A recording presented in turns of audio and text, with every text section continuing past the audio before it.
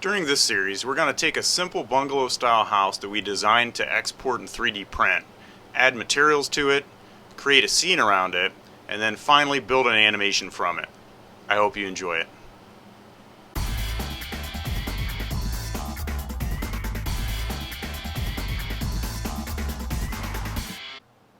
So we finished designing our house and we've exported it to 3D print.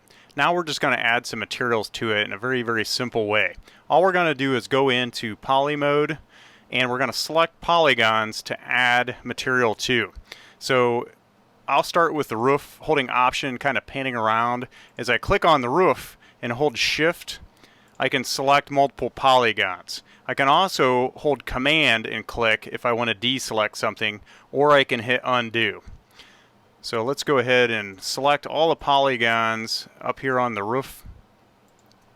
And instead of building materials, which I can do by double clicking down here and then double clicking on the material and setting these things up with color and texture, so on and so forth, we're going to hold off on that and we're going to use some materials that are already in Cinema 4D.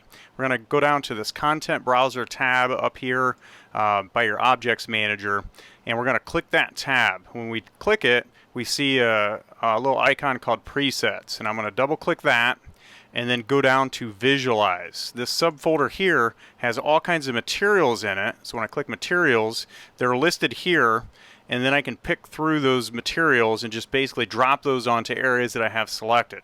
If I want to search for something, there's a little search icon up here, and I can click that and type something in.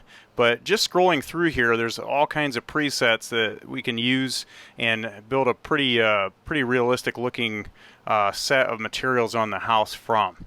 So let's just go ahead and scroll down here, and I'm going to go ahead and use tiles. So this is alphabetized. Down here is tiles. I'll double click on that, and I'm going to double click roof tiles.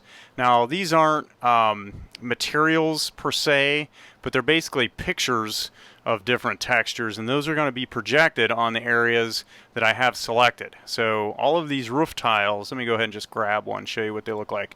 Just drag it directly onto your roof, and you can see that that little tag showed up down here in my materials manager, not as material, but as basically a picture that's being projected.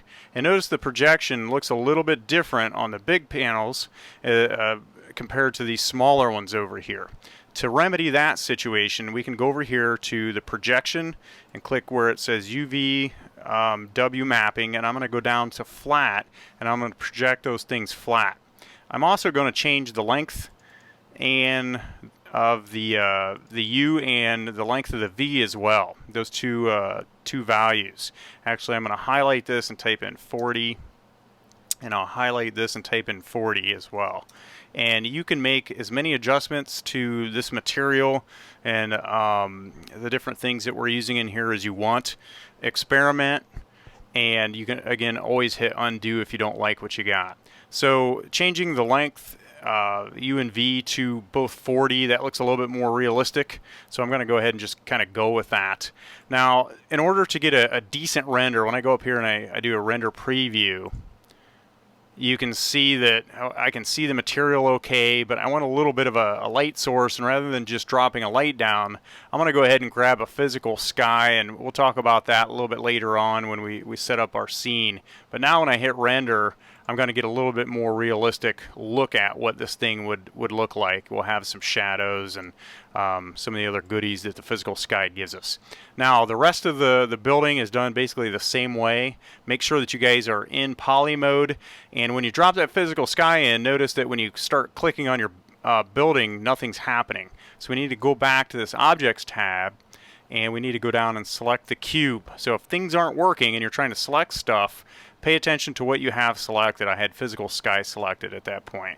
So I'm going to click on the cube, go back to my content browser, and I'm going to keep adding whatever I want to my building. So if I want some glass where the windows are, again holding shift. If I want the glass to be consistent, I just kind of pan around things. And I'll put glass on these windows back here as well. Again, holding shift.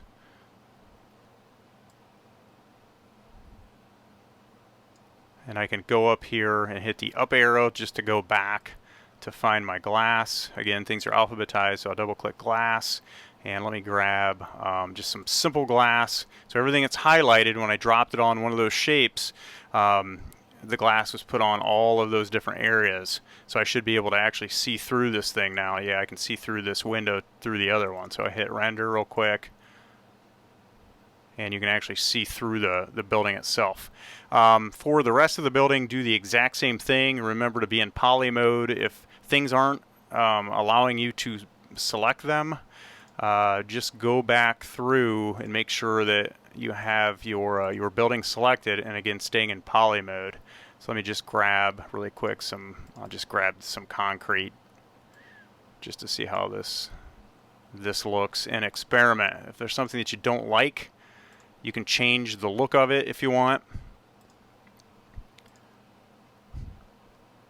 And if things again look kind of funky and out of place, especially if they're being projected, go down to UV mapping and click flat, and then again you can bump things around, and again I encourage you to experiment. I'm going to go ahead and consider this finished, and in the next part we'll build the rest of the scene and set ourselves up for an animation.